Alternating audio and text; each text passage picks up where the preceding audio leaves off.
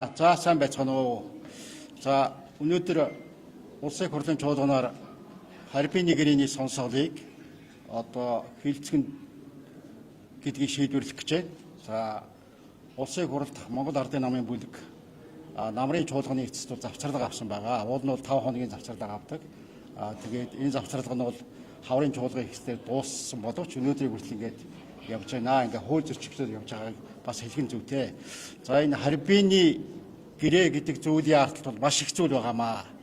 Ер нь улсын хурлын дарга Монгол Ардын намын даргыг хөдөөгөр явж байгаа ч гэсэн иргэд бол энэ харьбины сонсголыг хийчээч. Яагаад хийхгүй байгаа юм бэ гэдгийг ярьж байгаа. Баярмаа гишүүн одоо бид нар л над руу бол маш их хүмүүс утасж байгаа. Яагаад одоо харьбиныхаа сонсголыг хийхгүй байна? Ямар учиртай болчихгоо гэсэн удаа дараагийн асуулт явж байна. Ер нь 2024 оны сонгуул за энэ одоо янз бүрийн засгууд энэ бүх зүйл бол одоо бараг харьбины гэрээтэй холбоотой гэж хэлж болно. Энэ мухар төмөр зам одоо энэ аптек гэрээнүүд энэ зүйл явсаар байгаа харьбины гэрээнд хүргээд за хамгийн наазах нь энэ мөсөн уулын оргил болсон зөвхөн нэг зүйл гэтэл тэр гэрээний алдагдал гэдэг зүйл маань Монгол улсын одоо энэ томорцсон төсвийн нэг жилийн төсөвтэй тэнцүү 34-36 их 80-ийн алдагдал байна гэж зүгээр нэг албан бичгнээс ил тод болж байгаа байхгүй юу? Бид бүхэн мэднэ олон жилийн дараа оюут толгойн сонсголыг бид нар хийсэн. Оюут толгойн сонсголыг хийж болж байгаа үед яагаад харьбины сонсголыг хийж болохгүй байгаа юм бэ? Хэрвээ тухайн үедээ цагтаа сонсголуудыг хийж чадах юм бол Монголын ард түмэнд ирэх хор гохирол нь улам багасдаг. Энэ их авилгачид энэ одоо луур энэ бүх юм бол арай багасдаг. Ийм талтай. Өнөөдөр одоо ард иргэд маань маш хүнд байдалд байна. Өдөр болгоноор юмны үн өсөж байна. Гэтэл энэ их луур хулгай болох явж байна. Тухайд бол одоо манай Арчилсан намын сонгуул болж байхад за манай Баян Хонгор аймаг дээр ихэд Монголын төмөр замын менежер хүн ирж байгаа шүү дээ. Маш их мөнгөтэй ирж байна. Бид нар тэгээ албан бичиг явуулсан байгаа. Тэр хууль хяналтын байгууллага, тагнуулын ерөнхий газар, авилгатай тэмцэх газар, цагдаагийн ерөнхий газар энэ мөнгө хаанаас гараад байна? Гадуур явж байгаа хэвлэл мэдээллийн мэдээлэлээр Арчилсан намын энэ дотоод сонгуульд 70 тэрбум төгрөг орсон гэж байгаа. Энэ их усрыг тогтоогооч гэдэг хахад бол ерөөсөө хөдлөхгүй байгаа. Тэгэл гавтас сувчилсан улсууд хариуцлагатай албан тушаал гавьчихсан хүмүүс авилгатай тэмцээх газараа гүйж байгаа. Баахан одоо банкны захирлууд гадаадад үнэтэй зочдолд орцсон тэндээсээ лав хийгээ сууж байгаа. Улс орны байдал ийм л байна. Гэтэл одоо харьбины гэрээ өнөөдрийн сонсголыг хийх үгүй юу гэдгийг өнөөдрийн чуулганы хуралдаанаар шийднэ. Өнөөдөр Монголын ард түмэн хинэн энэ авилга, энэ бүх луур хулгай Монголын ард түмний энэ хулгай хийж байгаа юмтай эвлэрээд байна уу гэдгийг харнаа. Ард түмний мэдхэрэг ямар байгааг хангахгүй юу гэдгийг харнаа. Нөгөө талаар за 2008 онд 10 гаруй жилийн өмнө бол хувийн гишүүн 600 сая төгрөгөөр энэ бүх төмөр замыг холбоод ингээд Монголын ард түмний амьдрал 3, 4, 5 дахин дэвшилчих ийм боломж болцоо байхгүй болгосон. Энэ талаар ч гэсэн номтой гишүү битээр бол санаачлаг гаргаад бас аптек гэрээнүүдийг шалгая гэдэг зүйлийг миний балаакан дээр хэвлээ явж байгаа. Тэгээд 2015 он гэхэд бүгд найрамдах хятад ард улс Си Жинпин дарганы айлчлалын өмнөөс бол гашуун сухатын төмөр замыг тулгаад барьсан байдаг. Тэгээд өмнөөс нь одоо манай энэ авилгачид ярьж байгаа. Хятад улс хятадын ард маш их хохирол орсон. Энийг бид нар төлөх ёстой. Харин бид нар аргалчлаа гэсэн ийм худал хуурман мэдээлэл явуулж байгаа. Тэр байтугай хоёр орны хооронд харилцаагч одоо маш хүнд байдал оруулах гэж байгаа. Хятадын элчин сайд хэлсэн байгаа шүү дээ. Ерөөсөө визтэй болёо бүгдөө гэж хэлж байгаа. Гадаадын улс орнууд гэсэн бид нартай яаж харьцаж байгаа? Энэ авилга тэтгэгчийн улс оронтой энэ авилгачтайгаа хариуцлага тоосдгүй арчлаас ухарсан ийм улсуудтай яаж харьцах юм бэ гэдгийг харуулж байгаа шүү дээ. Тэр Инчааны онгоцны худлаас яаж иргэдмээр босч байна? За тэр визийн бонд гэдэг Америкийн нэгдсэн улс хэрэгжүүлж байна. Шенгений орнууд гэхэд визээ хөндрүүлж байна гэжлэнгээ. Энэ бол зах цохно. Ингээ арчлаас бид нар алхан батмаар ухраад байгаамаа. Яагаад гэвэл бид нар авилгачтайгаа тэмцэж чадахгүй байгаамаа. Өнөөдөр ардын намын үүрэлцэн байсан авилгачид доовчид одоо Арчилсан нам дээр үүрээ цацаад эхэлж байгаамаа. Барьцаалаад Энийг бол Монголын ард түмэн тэртээ тэр уншдаг хардаг болсон. Тэгээ өнөөдөр Харбины гэрээний сонсгол дээр хэн ямар санал өгөхийг бүгдээрээ харцгаая. За баярлалаа. За баярмаа гişүү. За энэ Харбины гэрээ хилцчих үед бас тодорхой саналууд хэлж ирсэн. Тэгээ энэ дээр зарчмын нэг хоёр санал байгаа. Энэ гэрээ ил тод байх хэвээр нууцлалд орох ёсгүй. Энэ хэрвээ гэрээтэй холбогдсон ямар нэгэн авилгал ашиг сонирхлын зөрчил гарсан бол энэ гэрээ хүчингүй болох ийм залт оруулаач гэдэг санал тавьж ирсэн. Өнөөдөр бид нар оюутлогын гэрээг бас ингээд буруутай зөвч одоо ингээд маргаа сайжруулад ингээд явж байгаа. Энэ сайжруулж байгаа одоо энэ үйл явцын гол одоо гэрээнд хийсэн заалт нь бол ил байгаа. Бид нар ямар ч хүн одоо интернетээр ороод үзээд оюутлогын бид нар хөрөнгө оруулалтын гэрээг олоод үзэж болно. Буруу зөвийг нь одоо өөрсдөө дэнслээд харж болно. Энэ гэрээн дээр бас нэг одоо чухал оруулсан заалт нь бол авилгад ашиг сонирхлын гэрээ одоо асуудал үүссэн бол энэ гэрээ хүчингүй болно гэдэг ийм асуудал ярьсан. Тэгэхээр энэ Харбины одоо энэ сонсгол гэрээний сонсгол бол энэ гэрээг яаж сайжруулах вэ гэдэг талаар л одоо энэ болцоо боломжуудыг нээе гэж бодож байна. Тэгэхээр одоо яг энэ байгуулсан гэрээгээр болохоор бид нэр уул уурхай одоо ашигт малтамдынхаа одоо ашиглалтын талаар ард түмэн мэдэх эрхийг хязгаарлаад өөрөөр хэлбэл энийг мэдээ гэхээр бид нар хятадын талаас асуух болчиход байна. Үндсэн хуулиар ашигт малтмал газрын баялаг бол ард түмний гагцгүй ард түмний мэдэлд байна гэж заасан байна. Гэтэл мэдэх эрхийг одоо хэрэгжүүлэхийг хязгаарлаад нууцын гэрээ одоо агуулгад оруулсан. Тэгээ энэ нууцтай оруулахын тулд өнөөдөр бас төрийн нууцын тухай хууль хилцээ гэж төлөвлөж ирсэн.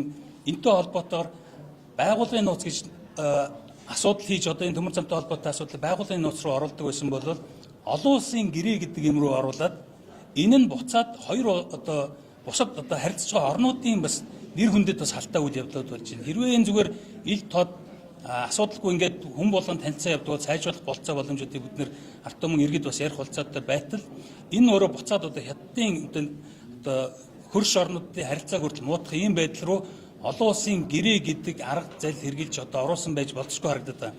Тэгэхээр энэ одоо хилцэх нь Харбины гэрээг ил болгох нь одоо миний хувьд бол энийг одоо нийт ард түмэн мэдэх эрхээ хэрэгжүүлэх энэ газрын баялгаа одоо өөрсдийнх нь мэдлэлд байгаа гэдгийг хэрэгжүүлэх энэ болцоо үүдийг нээх хэрэгтэй гэж бодож байгаа учраас энэ гэрээг одоо энэ хилцүүлэг хийх нь зөв гэж бодож байгаа. Баярлалаа. За би нэг мэдээлэл мэдээлж байна. Улсын хурал дээр Харбины хилцээрийнхээ өмнө чиглэл өгсөн тогтоол гарсан шүү дээ, та бүхэн санаж байгаа. Тэрэн дээр 5 толгой нүүрсийг сорчлохгүй шүү. Дандаа ганцхан сайн нүүрс нь өгөхгүй шүү. Гарч байгаа аль алийг зөөх хөстэй харьцаагаар өгнө шүү. За үнэн дээр бол дийлээгүй. Бид нар сорчлох дээр нь санал гаргаж чуулнаар оруулсан. Үнэн дээр бол дийлээгүй. Гэхдээ үнийн томьёо нь хитрхи алдагтай байгаа юм биш үү?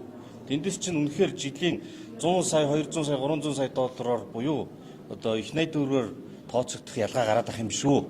Ийм асуудал бол байгаа. Тэгээд энийг тэр улсын хурлын өгсөн чиглэлийн дагуу гэрээ нь хийгдсэн юм уу үгүй юм? Сорчиж байгаа юм уу үгүй юм? Тэрийг сонсоход хэрэгтэй. Тэгээ энийг сонсохгүй байх шалтгаан бол олж харахгүй байгаа. Сонсох хэрэгтэй, хяналтын тэр мэдээллүүдийг нь авах хэрэгтэй. Тэгээ Монгол улс бүгд найрамд хятад улс хоёрын хооронд байгуулагдсан ийм хилцээр. Монгол улс гэдэг бол хүмүүс. Энэ бол дарга нэг намын хүрээлэл биш. Монгол улсын хууль тогтоомжоор сая бас хэллээ. Энэ газрын эвлэлийн баялагын менежментийн асуудал бол нээлттэй хилцэж явах ёстой. Тэгээ олон жил урт удаан хугацаанд үргэлжлэх юмыг ингээл мөнхийн хэрүүл одоол тэгэл тэр нь ингээл нэг хий дэмий ингээл хөрсүүдэд хардаад нөгөөдөл ч гэсэндээ тэр чинь их гүрэн том бодлоготой доктортой харилцаа тэгээ хөрсүүдтэйгээ ийм харилцан ашигтай тийм одоо найрсаг байдлаар ингээд бодлогоо тунхагласан 21-р зууны шинэ маягийн ийм их гүрэн шинэ маягийн харилцаа хөрсүүдэд тогтоогдсон ийм бодлогын хүрээнд л явж явах хэрэгтэй асуудал. Тэгээ энэ бол ийм хоёр компани хооронд юм биш байхгүй. Тийм болохоор энийг бол нууц хаагаар тэгээл ах шаардлага байхгүй. Тэр 10 20 жил үргэлжлэх юмыг эртхэн шиг хилцээд хүн амьтанд дэмжигэн дэмжиж засах нь байвал тэр дээр дүгнэлт гаргаад дуусгах хэрэгтэй юм байна. Өнөөдөр энэ хилцгүй үгүй юу гэдгээ шийдэх гэж байна. Та бүхэн бас энийг сайн анхаарч өгөөрэй гэж хүсье. За та бүгдийн өдрийн мэндийг хүргэе. За Харбины гэрээ хянан шалгах төр хороо маань дуншиж өнөөдөр нэг байгуулах уугүй юу гэдэг дээр санал хураах гэж байна. Тэгэхээр энэ бол маш чухал асуудал. Олон зүйлийг биднэрт харуулах байх. За хамгийн нэгдүгürt бол одоо манай өмнөх гишүүдийн ярьсанчлан энэний арж юу яваад байгаа юм бэ? Өмнөх бүх офтек гэрээнүүд бүгд асуудалтай байсан. Тэр бүхэл 44 их найдын асуудал байна гэж яригдж байсан сонсголын үеэр. Тэгэхээр ийм их дүнтэй ийм асуудал дагуулсан гэрээнүүдийг бид нэр цаг алдалгүй шалгаж, цаг алдалгүй хянаж хэрвээ асуудал байх аваас засаж сайжруулъя гэдэг асуудлыг л ярьж байгаа. За үүн дээр бол бид нэр хардах, сэрдэх ийм асуудлууд үүсээд байгаа юм л да. Ягаад гэвэл 2024 оны 2 сард одоо Эрдэнэс 5-7 бет Ганбатын одоо бичсэн тайлан байгаа. Тэр тайланд бол маш тодорхой тусгасан зүйл нь юу гэвэл айлын тал буюу бүгд найрамдах Хятад ард улсын тал нь энэхүү одоо 250 сая тонн нүүрсийг 16 жилийн турш авахдаа биржийн үнээр авъя гэдгийг хүлээн зөвшөөрсөн. Гэхдээ бизнес наймал юм хойно 5% хөнгөлөлт өгөөч гэсэн мэд. За тэгээ энэ дээр бид нар харахаар одоо $100 биржийн үн байх юм бол $5 хямдруулаад бүхэл бүтэн $95 зарах боломж байсныг нь байхгүй болгоод одоо 60 юм уу 50 юм уу ийм тодорхойгүй 2 дахин хямд үнийн дүнгээр бүхэл бүтэн 16 жилийн турш Монгол улсын баялагийг худалдахаар болсон энэ асуудал дээр бид нар иргэдийнхээ өмнөөс маш их санаа зовж байгаа учраас энэ төр хороог байгуулж хянаж шалгах гээд байгаамаа. За үнэхээр ийм асуудлууд байгаа бол эртхэн дээр нь Ямааны халуун дээр 1 жил болсон байна. Засаж сайжруулад арга дэргэдээ одоо ашигтай хэлбэрээр нь өөрчилё гэж байгаа юм. За хэрвээ тийм биш болвол бас одоо өөр арга байхгүйгээд бид нэр эвлэрээд явна. Гэхдээ бидний бодож байгаа бол энэ том офтек гэрээ, энэ том нууцлсан гэрээнүүд ардаа дандаа хулгай цавчаа явж байгаа. Шулуухай хэлэхэд. 1 тонноос хэдэн доллар цавчиж байгааг бид мэдэхгүй байна. Одоо сүүлийн үед ялангуяа энэ их хулгай, авилга яригдж байгаа энэ үед миний бие болбоос ямар ч байсан энэ их дүнтэй энэ их гэрээний ард бол зүгээр байж гэн гэж байхгүй байна. Энийний ард бол заавалчгүй нэг асуудал байгаа. 1 тонн тутмаас хэдэн доллар цавчиж байгаа болоо. Манай эрх мэдлэгнүүд шүү, манай. Бид нар бол энэ дээр бол одоо гадны хөрш орноо бол ерөөсөө ярихгүй. Энэ бол тусдаа асуудал. Бид нар бол зөвхөн энэ угаасаа ингээд Монголын төрийн өмчит компани байгуулж агаад тэр төрийн өмчит компани нэр дээр идэж ууж идэг. Тэрийг бол одоо өөрснийхөө сонгуулийн төрөвч болгосон ийм асуудлуудыг л бид нар үнийн эсхийг нь дахиж хянаж шалгаж тогтоох гээд байгаа юм. Тэр энэ дээр бол улсын хурлын гишүүд өөрснийхөө бүрэн эрхийн хүрээнд энэ асуудал үнэхэрийн ноото байгаа эсхийг нь хянан шалгахад татгалзахгүй байх гэдэгт итгэж байна. Тэгэхээр улсын хурлын гишүүд бол энэ төр хороог байгуулахыг дэмжинэ гэдэгт итгэж байна, мөн найдаж байна. Яг тэгвэл энэ бол иргэдийн хүсэл. Иргэд бол энэ олон хулгай дээрм үнэн эсхийг нь нэг гэрээ ч гэсэн шалгаад нотлоод өгөөч гэж маш их хүсэлтүүд ирж байгаа. За та бүхэн баярлалаа. За харьбын гэрээ болон бас асуудалтай хил мэдээллийн байгууллага байна. Манай гишүүдээс.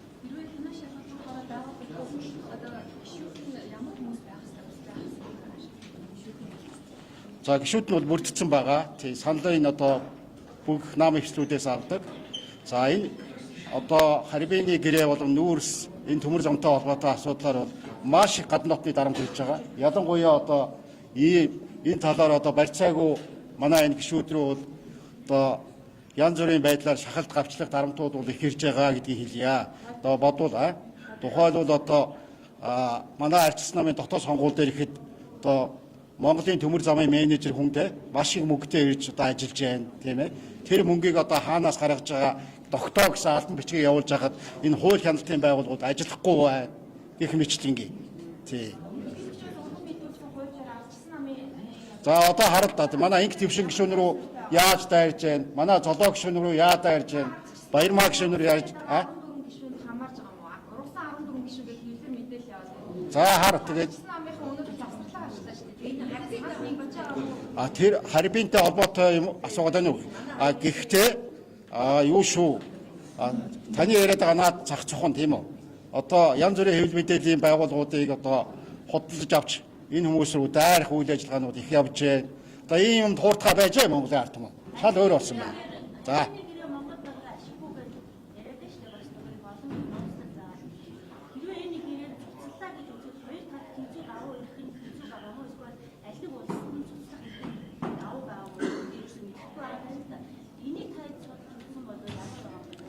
Наадах ч л гол асуудал байхгүй тийм ээ. Харбины гэрээ чи одоо нууцад орсон тийм. А наадахыг чинь одоо мэдэх гээл ингээд дээ штэ. Бүх ард түмнээр сонсгол хийж мэдье. А энэ ард түмний энэ Монгол улсын нөөц баялаг бол ард түмнийх штэ. Тийм биз дээ. Монгол улсын үндсэн хуулийн дээр бичсэн байгаа үсттэй. Тэрээс хэдийн хулгай луурчдын юм биш үсттэй.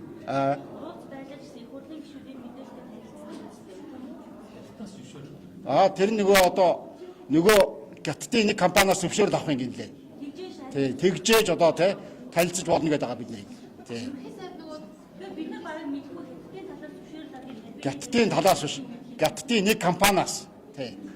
Ерөнхийдөө шууд дээр яг энэ талаар байр суурь илэрхийлээ. Энэ нөгөө нэг уруулсан гэрээ учраас яг энэ нүүрсийн хэдэн үгээр зарсан байх болон одоо энэ хугацаа бүтээн байгуулалт хоёрыг ялгаж санахгүй бол бас чи бүтээн байгуулалт хэдий явж байгаа болохоор энэ зогсож ирсэнтэй. Та бүхний хувьд хоолоор зөвхөн дээр асуудлыг ярьж байгаа юм зөв эсвэл За ер нь тэгэл 44 их 80-ыг манай Баярмаа гişүү ярьлаа. Бүгдөө л ярьлаа шүү дээ. 34 их 80-ыг ярьлаа тий. Зөвхөн энэ бол зүгээр мэдэгдэж байгаа ярианыг төгсөн шүү дээ. 70 тэрбум гэхэд орж ирлээ тий. Янз бүрийн сонгуулийн дотоод одоо хүмүүсээ худалдаж авах 110 сая доллар машинд ачиж тарааж байна тий. Нэг банкны захирал тэр чинь нөгөө хариуцлагатай албан тушаал гашижсэн өөрөө зургатаар яриад байгаа үстэй. Тэрийг яагаад шалахгүй байгаа юм бэ? Энийг л их гайхаад байна. За ярьлаа. Одоо сая таны асуугаад байгаа шиг ингээд ойлгомжгүй юмнууд олон байдаг шүү дээ. Энэ хүмүүс асуугаад байгаа учраас энэ чинь хариулт хэрэгтэй байна л гэсэн үг. Нийгэм үлээгээд. Тэр хариултыг хийхэд тулд яах хэрэгтэй? Мэдээлэл сонсох хэрэгтэй. За бачуу. Энэ бид нар улсын хурлын гишүүд мэдэх нь нэг тийм чухал бас биш. Хамгийн гол нь иргэд мэдэх хэрэгтэй байгаа байхгүй юу? Эн чинь бол үндэсний аюулгүй байдалтай холбоотой дайн дажинтай холбоотой асуудал биш учраас энийг нууцлах ёсгүй. А энийг бид нар хамгийн гол нь олон нийтэд ил болгооч л гэдэг юм. Олон нийтэд. Тэгээс бид нар энэ дээр нэг дархан ирэх хэдлээл тэгээ нууц юмтай танилцаал түүгээрээ яваад ах нь тийм чухал биш. За баярлалаа.